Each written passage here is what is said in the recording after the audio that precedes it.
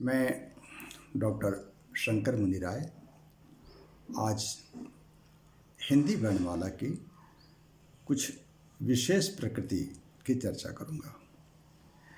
पहले हमने इस पर चर्चा की है कि किस प्रकार से हिंदी वर्णमाला को स्वर और व्यंजन में विभक्त किया गया है। आज मैं इस बात की ओर आपका ध्यान आकृष्ट करना चाहता हूँ कि स्वर और व्यंजन को भी कई भागों में बांटा गया है। यह बंटवारा वर्णों के उच्चारण की प्रकृति पर निर्भर करता है। हम जो बोलते हैं वो मूलतः आवाज़ है, और पहले भी इस बात की चर्चा हो चुकी है कि हम जो लिखते हैं आवाज़ को ही लिखते हैं। जब हम ध्वनि को लिखते हैं तो एक लिपि में लिखते हैं, और जब लिपि में लिखते हैं तो वह वर्ण का रूप धारण कर लेता है।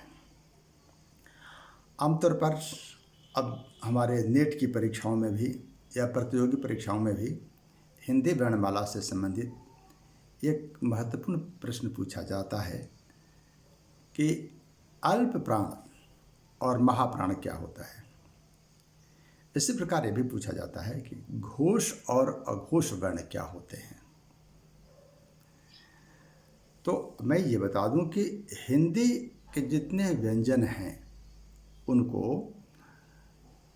दो भागों में बांटा गया है। इस दृष्टि से मैंने अल्प प्राण और महाप्राण, प्राण कहने का मतलब है जिसमें जीवन है, और अल्प प्राण कहने का मतलब है कि कम है। लेकिन यहाँ पर शब्द है अल्प प्राण और महाप्राण, यानी एक ऐसा वर्ण है जो कमज़ोर है और दूसरा ऐसा है जो मजबूत है। तो जो मजबूत है वह महाप्राण है और जो कमज़ोर है वो अल्प प्राण है। इसकी पहचान हम कैसे करेंगे? देखिए, हम जो कुछ बोलते हैं ना तो सांस से बोलते हैं, सांस से। और हमारे बोलने की जो प्रकृति है उसमें उतार चढ़ाव आते हैं। वर्णों के उच्चारण में श्रम लगते हैं, ऊर्जा लगती है। तो जिन वर्णों को बोलने में कम ऊर्जा लगती है उन्हें हम अल्प प्राण कहते हैं, और जिनको बोलने में ज़्यादा ऊर्जा लगती है वे महाप्राण होते हैं। अब इसकी पहचान यह है कि पहले जो हमारे स्पर्श व्यंजन हैं जो 25 हैं, 5 वर्गों में बटे हुए हैं। 5 वर्गों में क, च, ट, त, प, ये 5 वर्ग हैं, और इन 5 वर्गों के में 5-5 वर्ण हैं, यानी 25 हैं। तो पहले हम इनको देखेंगे। तो स्पर्श व्यंजन के जो पहला, तीसरा और 5वां वर्ण है, ध्यान दीजिए मैं बोल रहा हूँ, स्पर्श व्यंजन के प्रत्येक वर्ग का पहला, तीसरा और 5वां वर्ण वह जो है अल्प प्राण है, यानी उसे बोलने में हमें कम ऊर्जा की जरूरत पड़ती है। तो पहला, तीसरा और 5वां उदाहरण देखें। क वर्ग में पहला है क, तीसरा है ग और 5वां है ग। च वर्ग में पहला है च, तीसरा है ज और 5वां है ञ। ट वर्ग में है पहला है ट, तीसरा है ड और 5वां है ड़। त वर्ग में पहला है त,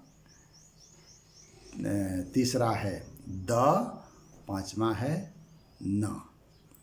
प वर्ग में पहला वर्ण है प, तीसरा वर्ण है ब और अंतिम है म।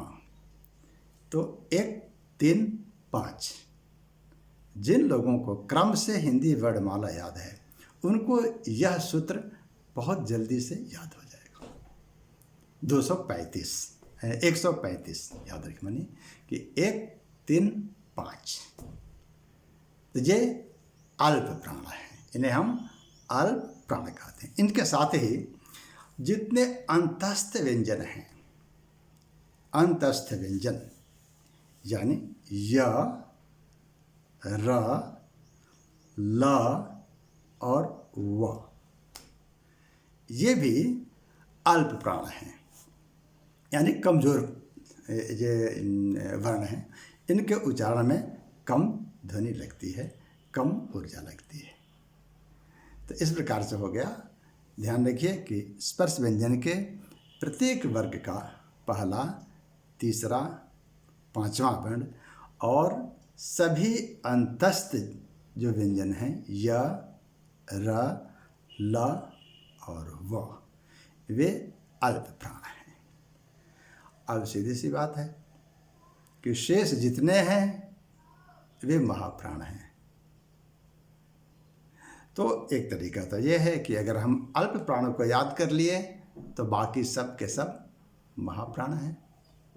किसी एक वर्ग को याद कर लीजिए, बाकी सब के सब उसके विपरीत हैं। तो दूसरे कौन हो गए, माने कि महाप्राण में कौन आएंगे? तो दूसरा, चौथा वर्ण, स्पर्श व्यंजन के दूसरा और चौथा, और इसमें उष्म व्यंजन भी आ जाएंगे। उष्म व्यंजन भी इसमें आ जाते हैं। तो अब देखिए कि दूसरा क्या है, इसके स्पर्श व्यंजन के दूसरे वर्ण कौन से हैं? दूसरा और चौथा। तो क वर्ग में है ख और चौथा है घ। च वर्ग में छ और चौथा है झ। ट वर्ग में दूसरा है ठ और चौथा है ढ। त वर्ग में दूसरा है थ और चौथा है ध। प वर्ग में दूसरा है फ और चौथा है भ। ये हो गए महाप्राण। अब देखिए भाई, याद करने के लिए एक छोटी सी टेक्निक है इसमें। ये महाप्राण क्यों हुआ? तो महाप्राण इसलिए है, यह बड़ा है। तो कैसे बड़ा है? देखिए, मैंने कहा कि दूसरा और चौथा, प्रत्येक स्पर्श व्यंजन का दूसरा और चौथा वर्ण, इनका निर्माण कैसे हुआ है? ख। तो ख का निर्माण हुआ है क धन ह, तो हुआ ख। घ का निर्माण हुआ है ग धन ह, घ, यानी घ। अंग्रेजी में आप ध्यान रखिए, अंग्रेजी से सोचना कि के एच से ख होता है। के है क, के एच से ख, जी से ग और जी एच से झ।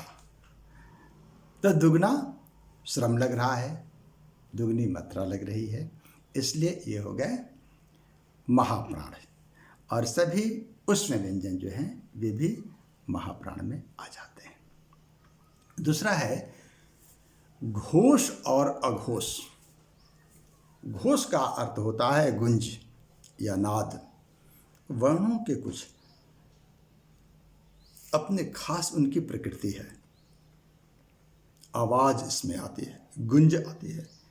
जैसे वीर रस की कविताएं लिखते हैं तो उसमें गुंज जरूरी है। तो उनमें घोष वर्णों का प्रयोग जितना अधिक होगा वह कविता उतनी ही वीर रस की अच्छी कविता मानी जाती है। देखिए, ये वर्णों को अगर आप अभी यहाँ समझ लेते हैं, इनकी प्रकृति को, तो फिर इनका प्रयोग कहाँ पर किस अर्थ में होता है और कैसे प्रभाव डालते हैं, ये बाद में इस पर हम चर्चा करेंगे। शब्द जो है मंत्र की तरह होते हैं, वर्ण हमारे मंत्र की तरह होते हैं। मंत्र परम लघु जास वस विधि हरिहर सुर सर्व। तो अब हम चर्चा करेंगे कि नाद की दृष्टि से अथवा गुंज की दृष्टि से भी हम व्यंजनों को दो भागों में बांटे हैं, मैंने वर्णों को दो भागों में बांटे हैं। प्रत्येक स्पर्श व्यंजन का पहला और दूसरा अघोष होता है, माने उसमें नाद कम होता है, और शेष घोष है। याद रखिए, दूसरा पहला और दूसरा अघोष है, तीसरा चौथा और पांचवा घोष है। पहला दूसरा अघोष, तीसरा चौथा पांचवा घोष वर्ण है। घोष अघोष और घोष। पहले अघोष याद रखिए, पहले अघोष माने नाद रहित, तो इसमें आता है पहला और दूसरा, और फिर तीनों श आते हैं, श, स और स। ध्यान रखिए, ह इसमें नहीं आता है। ह जो है घोष वर्ण है। तो पहला दूसरा और श, स और स, अर्थात क, ख,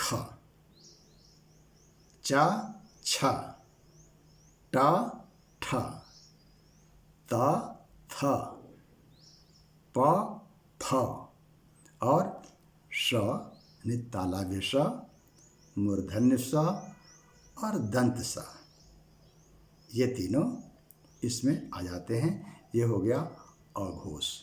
शेष सभी क्या हैं? घोष हैं। तो अब घोष वर्णों की संख्या हम बताएं, उनकी कैसे हो जाएगा? पहला, तीसरा, चौथा और पांचवा, यानी ग, घ, ङ, ज, झ, ञ, ड, ढ, ण, ध, ध, न और ब, भ, म। और फिर इसमें ध्यान रखिए कि य, र, ल, व, ह और सारे स्वर भी आते हैं। य, र, ल, व और सारे स्वर याद रखिए, यानी अंतस्थ वर्ण भी आ गए, और तीन स को छोड़ करके ह इधर आ गया, और फिर सारे स्वर अ, आ, ए, ओ, रि, ए, ऐ, ओ, औ स्वर हैं, ये भी इसमें समाहित हो जाते हैं। तो ये हो गए हमारे घोष, अघोष और घोष वर्ण। थोड़ा सा अभ्यास करना पड़ेगा, आप ध्यान रखें। ये इसलिए मुझे वीडियो बनाने की आवश्यकता महसूस हुई कि इस पर छोटे छोटे प्रश्न पूछे जाते हैं और बच्चे इसको छोड़ देते हैं।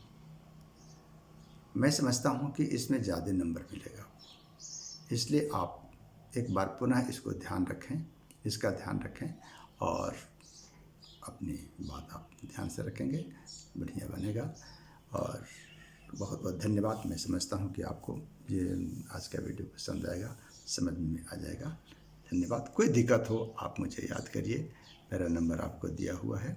पुनः एक बार बोल रहा हूँ, 9893863548। धन्यवाद।